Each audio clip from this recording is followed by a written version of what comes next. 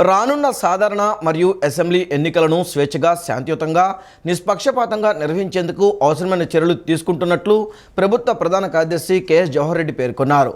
ఎన్నికల ప్రవర్తన నియమావళి అమలులోకి వచ్చిన గత 4 రోజుల్లోనే అత్యధికంగా నగదు, మద్యం, ఇతర వస్తువులను స్వాధీనపరచుకోగా వాటిలో 80 లక్షల రూపాయల నగదు, 1,60,00,000 రూపాయల విలువైన మద్యం, 29 లక్షల రూపాయల విలువైన డ్రగ్స్ను స్వాధీనం చేసుకోవడం జరిగిందని వెల్లడించారు. రానున్న సాధారణ మరియు అసెంబ్లీ ఎన్నికలను స్వేచ్ఛగా, శాంతియుతంగా, నిష్పక్షపాతంగా నిర్వహించేందుకు అవసరమైన చర్యలు తీసుకుంటున్నట్టు ప్రభుత్వ ప్రధాన కార్యదర్శి డాక్టర్ కెఎస్ జవహర్ రెడ్డి పేర్కొన్నారు. ఎన్నికల సన్నాహక ఏర్పాట్లపై బుధవారం వెలగపూడి రాష్ట్ర సచివాలయంలో డీజీపీ కెవి రాజేంద్రనాథ్ రెడ్డి, రాష్ట్ర ప్రధాన ఎన్నికల అధికారి ముఖేష్ కుమార్ మీనాలతో కలిసి సీఎస్ సమీక్షించారు. ముఖ్యంగా సైబర్ సెక్యూరిటీ, ఐటీ, స్వీప్, శాంతి భద్రతలు, communication plan, complaint redressal, voter help line, polling కేంద్రాల్లో ఉండాల్సిన కనీస సౌకర్యాలు వంటి అంశాలపై సమీక్షించారు. ఈ సందర్భంగా సీఎస్ మాట్లాడుతూ రానున్న ఎన్నికలు పూర్తి స్వేచ్ఛాయుతంగా, నిష్పక్షపాతంగా, శాంతియుతంగా నిర్వహించేందుకు అవసరమైన అన్ని ఏర్పాట్లు చేస్తున్నట్లు ఆయన పునరుద్ఘాటించారు. రాష్ట్ర వ్యాప్తంగా మొత్తం 46,165 పోలింగ్ కేంద్రాలుండగా వాటిలో కనీసం 50% పోలింగ్ కేంద్రాల్లో వెబ్ కాస్టింగ్ సౌకర్యాన్ని కల్పించడం జరుగుతుందని తెలియజేశారు. వెబ్ కాస్టింగ్ ఉన్న పోలింగ్ కేంద్రాలను నేరుగా కేంద్ర ఎన్నికల సంఘం మరియు రాష్ట్ర ప్రధాన ఎన్నికల అధికారి కార్యాలయం కంట్రోల్ రూమ్లతో అనుసంధానమై పోలింగ్ సరళిని నిరంతరం మానిటర్ చేయడం జరుగుతుందని సీఎస్ జవహర్ రెడ్డి పేర్కొన్నారు. జనవరి నుండి ఇప్పటి వరకు 176 కోట్ల రూపాయలు విలువైన వస్తువులు అనగా 78 కోట్ల రూపాయల నగదు, 41 కోట్ల రూపాయల విలువైన ఖరీదైన వస్తువులు, 30 కోట్ల రూపాయల విలువైన వివిధ డ్రగ్స్ వంటివి స్వాధీనం చేసుకున్నట్టు సీఎస్ జవహర్ రెడ్డి తెలిపారు. ఎన్నికల ప్రవర్తన నియమావళి అమలులోకి వచ్చిన గత 4 రోజుల్లోనే వివిధ మోడల్ కోడ్ తనిఖీ బృందాల ద్వారా 3,39 లక్షల రూపాయల విలువైన నగదు, మద్యం, ఇతర వస్తువులను స్వాధీనపరచుకోగా వాటిలో 80 లక్షల రూపాయల నగదు, 1,60,00,000 రూపాయల విలువైన మద్యం, 29 లక్షల రూపాయల విలువైన డ్రగ్స్ను స్వాధీనం చేసుకోవడం జరిగిందని సీఎస్ తెలియజేశారు. ఎన్నికల ప్రవర్తన నియమావళిని మరింత కట్టుదిట్టంగా అమలు చేయడంతో పాటు ఇతర అక్రమాల నియంత్రణకు రాష్ట్ర సరిహద్దులు, ఇతర ప్రాంతాల్లో 60 ఇంటిగ్రేటెడ్ చెక్ పోస్టులు సహా 121 చెక్ పోస్టులు అందుబాటులోకి తేవడం జరుగుతోందని సీఎస్ తెలియజేశారు. గత టీడీపీ ప్రభుత్వ హయాంలో చంద్రబాబు రాష్ట్రంలోని ప్రతి జిల్లాకు ప్రాధాన్యం ఇచ్చారని నారా లోకేష్ తెలిపారు. రాష్ట్రంలో సంక్షేమం, అభివృద్ధి రెండిటికి సమప్రాధాన్యం ఇస్తూ ప్రభుత్వాన్ని ముందుకు నడిపించాలన్నది టీడీపీ ధ్యేయంగా పెట్టుకుందని తెలిపారు. సంక్షోభాలను సవాల్గా స్వీకరించి అభివృద్ధికి బాటలు వేయడం చంద్రబాబుకు వెన్నతో పెట్టిన విద్య అని లోకేష్ వెల్లడించారు. గత టీడీపీ ప్రభుత్వ హయాంలో చంద్రబాబు రాష్ట్రంలోని ప్రతి జిల్లాకు ప్రాధాన్యం ఇచ్చారని నారా లోకేష్ తెలియజేశారు. ఒక్కొక్క జిల్లాను ప్రణాళికాబద్ధంగా అభివృద్ధి చేసేందుకు కృషి చేశారన్నారు. అనంతపురంలో ఆటోమొబైల్, చిత్తూరులో ఎలక్ట్రానిక్స్, కర్నూలులో సోలార్ ఎనర్జీ, విశాఖలో ఐటీ, గోదావరి జిల్లాల్లో ఆక్వా, పామాయిల్ రంగాలను అభివృద్ధి చేసినట్టు తెలిపారు. ఫలితంగా చంద్రబాబు హయాంలో 40,000 పరిశ్రమలు, 6 లక్షల ఉద్యోగాలు వచ్చాయని జగన్ ప్రభుత్వమే చెప్పిందన్నారు. రాష్ట్రంలో సంక్షేమం, అభివృద్ధి రెండింటికి సమ ప్రాధాన్యమిస్తూ ప్రభుత్వాన్ని ముందుకు నడిపించాలన్నది టీడీపీ ధ్యేయంగా పెట్టుకుందని తెలియజేశారు. అభివృద్ధి చేయకుండా ఎడాపెడా అప్పులు చేస్తూ పోతే అభారమంతా అంతిమంగా రాష్ట్ర ప్రజలే మోయాలి. ఇప్పుడు ఏపీలో జరుగుతున్న తంతు ఇదే. సంక్షోభాలను సవాల్గా స్వీకరించి అభివృద్ధికి బాటలు వేయడం చంద్రబాబుకు వెన్నతో పెట్టిన విద్య అని లోకేష్ వెల్లడించారు. మేము ఆనాడు మొదలు పెట్టామండి పాలసీ ఫ్రేమ్వర్క్, అది కింద వరకు ఇంకా అన్ని ప్రాంతాలకి రాలా. రాయలసీమలో ఈరోజు అరటి ఈ స్థాయికి వచ్చిందంటే దానికి కారణం చంద్రబాబు నాయుడు గారు. అరటి రైతులు చాలా బాగుపడ్డారు. నేను రాయలసీమ ప్రాంతం మొత్తం నడిచిన తర్వాత నాకు ఒక క్లారిటీ వచ్చింది. మామిడి పెద్ద ఎత్తున మనం ప్రమోట్ చేయొచ్చు, కానీ మామిడి కేవలం మన వెరైటీస్ కాదు, ప్రపంచానికి కావాల్సిన వెరైటీస్ మనం వేయాలి. మన ఆలోచన ఎప్పుడేంటంటే మన వెరైటీస్ మనకు ఉంటాయి, మన వెరైటీస్ వేద్దామని. దాంతో పాటు ఇతర దేశాలకు ఏం వెరైటీస్ కావాలో అది ఎంచుకుని అది వేయాలి. అట్లా ఒక్కొక్కటి వి హావ్ టు టేక్. ఇప్పుడు డేట్ ఉంది ఖర్జూర్కాయ, హ్యూజ్ పొటెన్షియల్. నేను పాదయాత్రలో అనేక పొలాల్లో చూసా, కానీ మొక్క చాలా ఖరీదైంది. సో అది government should create research station.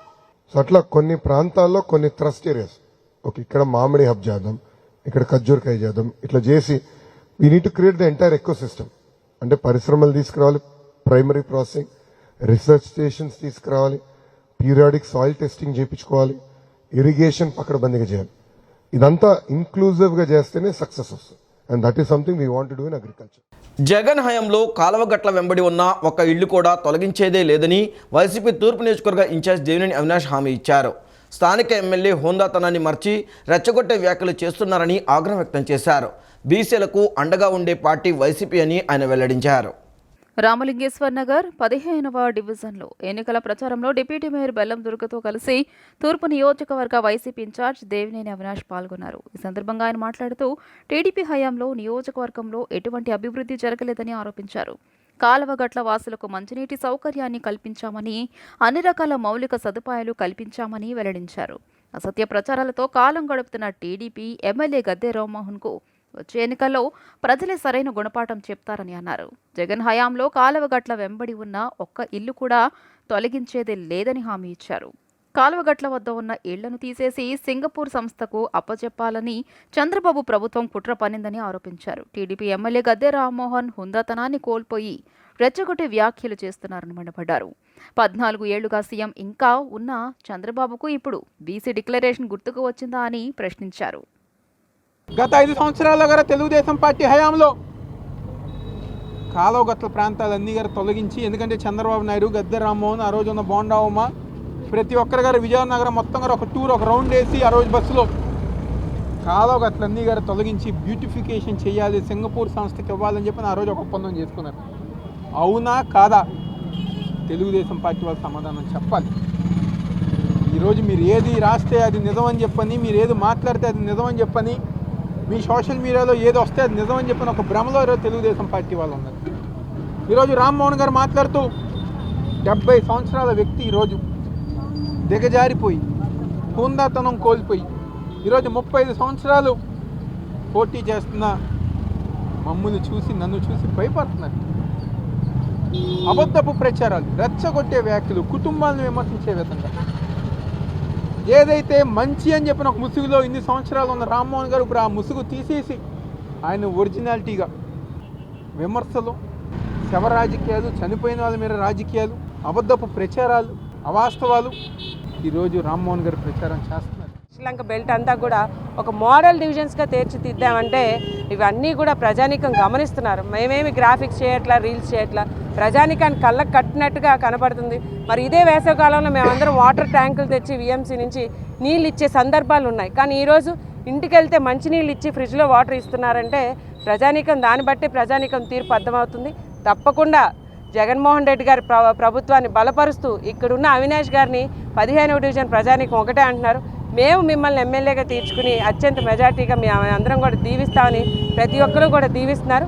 ఆ నమ్మకాన్ని ఒమ్ము చేయకుండా మేమందరం కూడా అందుబాటులో ఉంటూ రానున్న రోజుల్లో ఇంకా వారికి అత్యంత చేరువుగా అయ్యి మళ్ళీ వైఎస్ జగన్మోహన్ రెడ్డి గారు రావాలి, ఇక్కడున్న అవినాష్ గారు అత్యంత మెజార్టీ.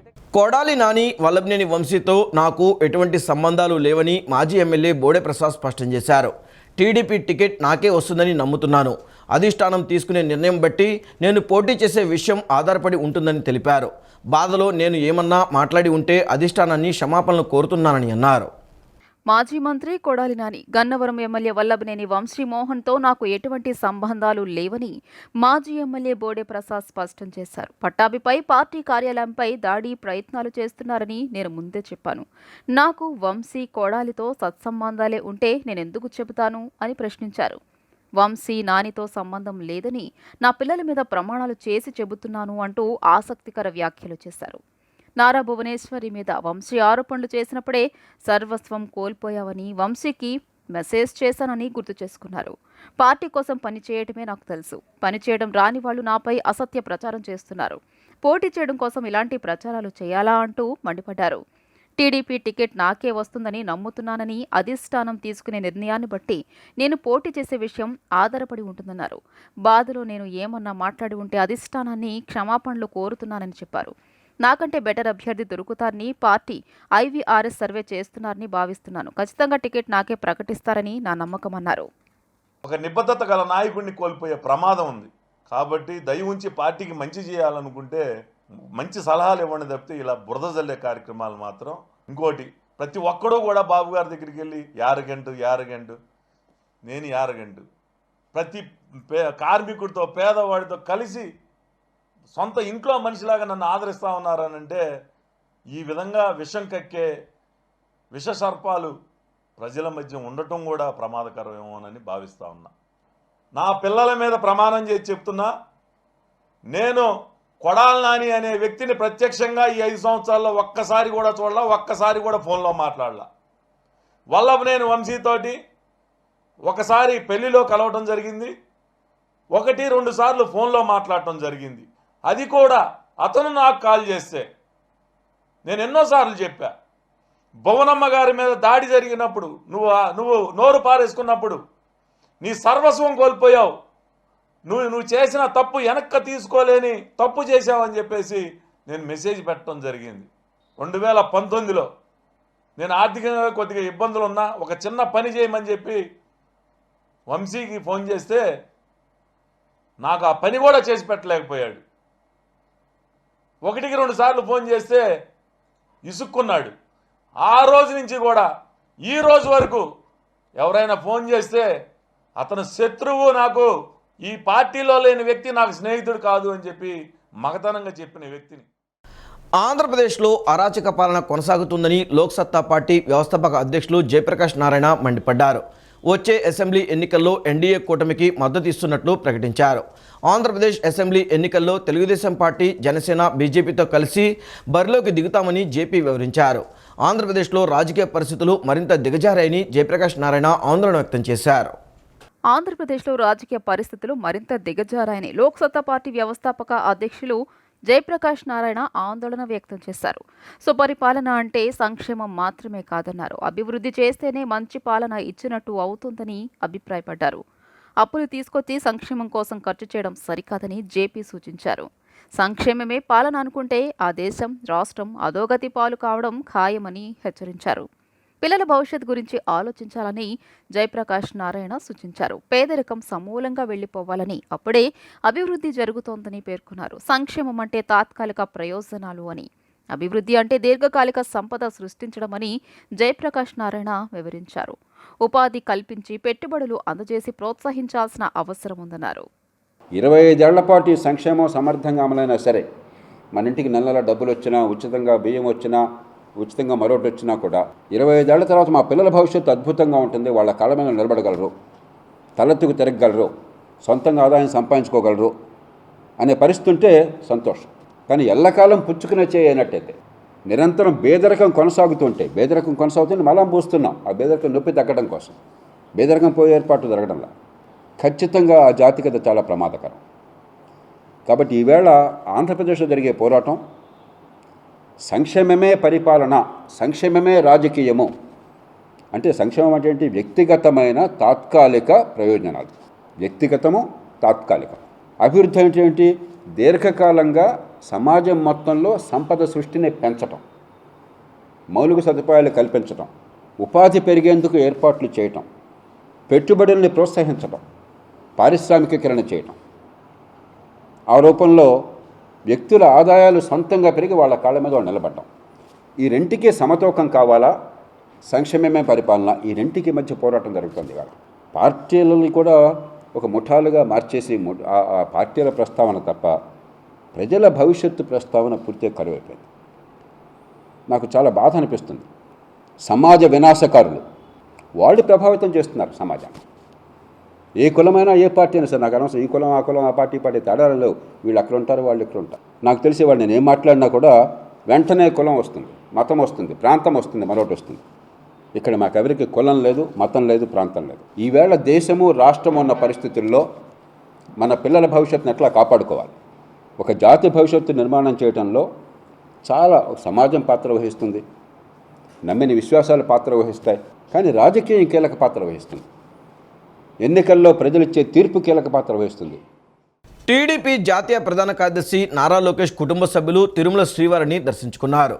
కుమారుడు నారా దేవాంశ్ జన్మదినం సందర్భంగా లోకేష్ బ్రాహ్మణి దంపతులు నారా భువనేశ్వరి స్వామివారి దర్శనానికి వచ్చారు. రంగనాయకుల మండపంలో అర్చకులు వారికి వేద ఆశీర్వచనం చేశారు.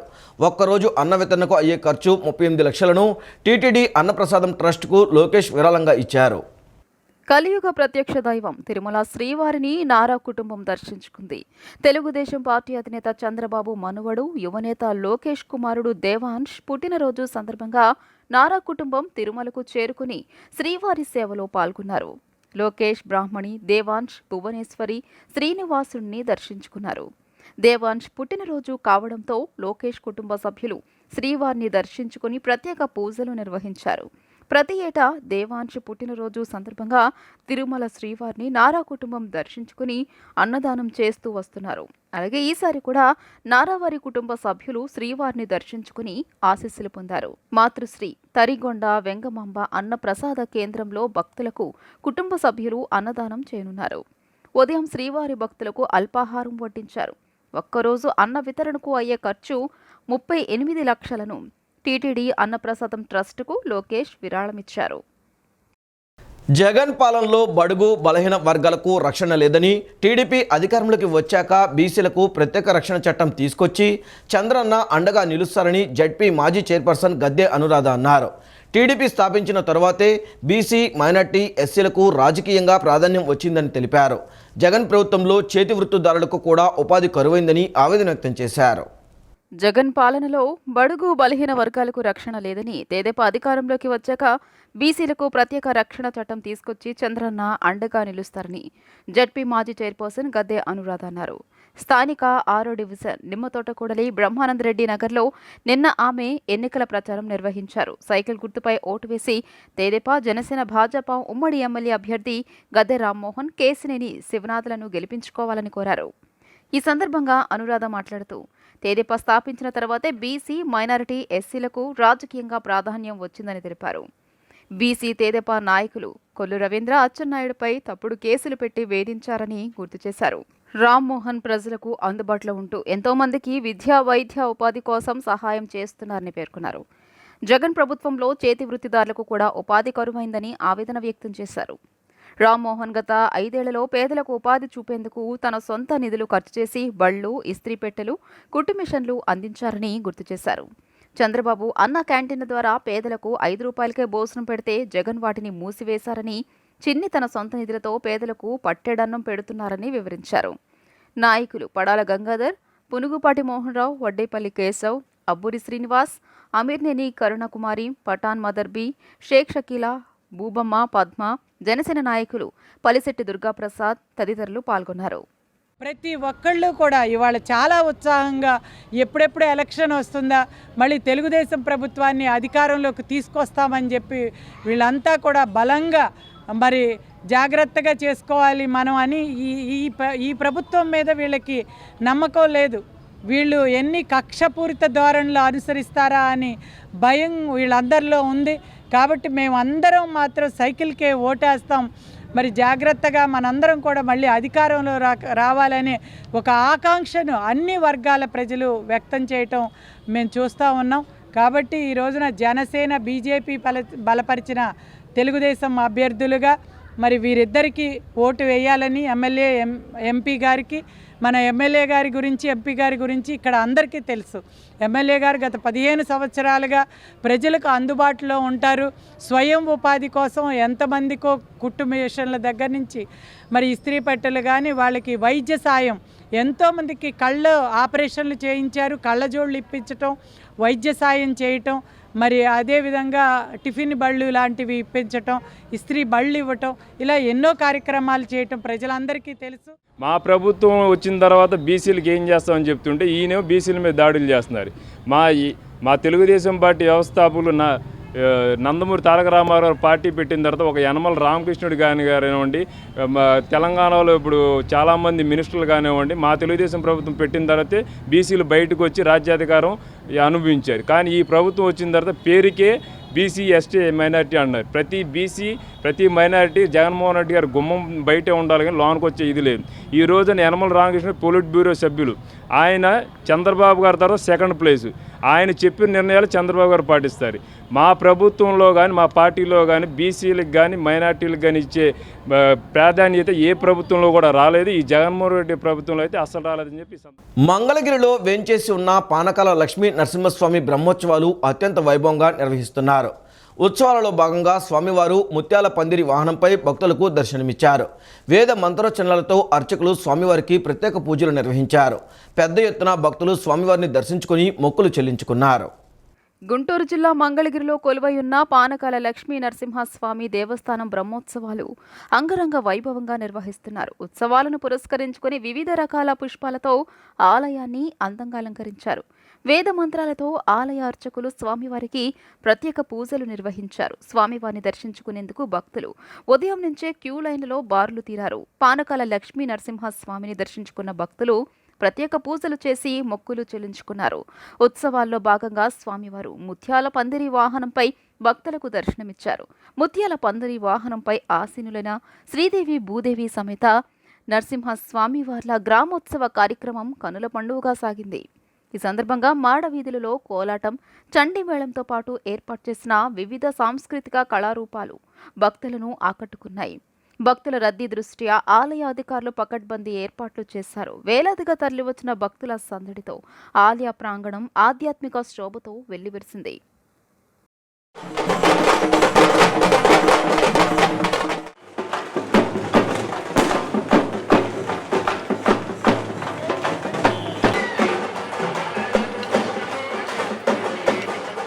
పశ్చిమ నియోజకవర్గంలో గత 10 సంవత్సరాల నుండి జనసేన పార్టీ బలోపేతం కోసం అనుక్షణం తప్పిస్తూ ప్రజలు ఎదుర్కొంటున్న సమస్యలపై రాజీ లేని పోరాటం చేసిన పోతిన మహేష్ను పశ్చిమ నియోజకవర్గానికి ఉమ్మడి అభ్యర్థిగా ప్రకటించాలని నవ్యాంధ్ర కాపు సంఘం గౌరవ అధ్యక్షులు కొప్పిశెట్టి వెంకటేశ్వరరావు కోరారు. గెలిచే సీట్ను గుర్తించాలని ఆయన పవన్ కళ్యాణ్కు విజ్ఞప్తి చేశారు. చెరువు సెంటర్ కాపు సంఘం కార్యాలయంలో ఏర్పాటు చేసిన విలేకరుల సమావేశంలో కాపు నాయకులు మాట్లాడుతూ కాపు, తెలగ, ఒంటరి, బలిజ కులస్తులు అందరూ కలిసి ముక్తకంఠంతో పశ్చిమ నియోజకవర్గం జనసేన అభ్యర్థిగా పోతిన మహేష్ను ఉమ్మడి అభ్యర్థిగా ప్రకటించాలని డిమాండ్ చేశారు. విజయవాడ నగరంలో దివంగత నేత వంగవీటి మోహనరంగ ప్రజలు ఎదుర్కొంటున్న సమస్యల పరిష్కారం కోసం రాజీలేని పోరాటం చేసి ఎంతో మందికి ఆదర్శంగా నిలిచారని చెప్పారు. పవన్ కళ్యాణ్ మరోసారి పునరాలోచించి పశ్చిమ సీటు జనసేనకు కేటాయించాలని పేర్కొన్నారు. బడుగు బలహీన వర్గాలు, దళితులు, ముస్లింలు అందరికీ సీట్లు కేటాయించి పవన్ కళ్యాణ్ గారు వాళ్ళని అభివృద్ధిలోకి తేవాలన్న ఉద్దేశంతోనే ఆయన పనిచేస్తున్నాడు. కానీ అందుకే మేము కూడా అతని పందాలోని ఇక్కడ ఒక బీసీ సోదరుణ్ణి మేము డెవలప్ చేసి విజయవాడకి మంచి పేరు తేవాలి, మంచి పోరాట యోధుడు పోతిన వెంకట మహేష్ గారి వెనకాల నడవటానికే మేము ఈరోజు నిన్ను అభ్యర్థిస్తుంది ఈ సీట్ని పోతిన వెంకట మహేష్ గారికి కేటాయించి జనసేన పార్టీని ఇక్కడ బతికించి జనసేన పార్టీకి విజయవాడలో గుర్తింపు వచ్చేటట్టుగా చేయాలని కోరుకుంటూ పవన్ కళ్యాణ్ గారిని మా కాపు ఐక్యవేదిక అని మేమందరం ఒక ఐక్యంగా ఏర్పడి వాళ్ళ ఒక తీర్మానం చేయడం జరిగింది. పోతిన వెంకట మహేష్ గారికి సీటు కేటాయించవలసిందిగా పవన్ కళ్యాణ్ గారిని అర్థిస్తున్నాం. ఈ వార్తలు ఇంతటితో సమాప్తం. నమస్కారం.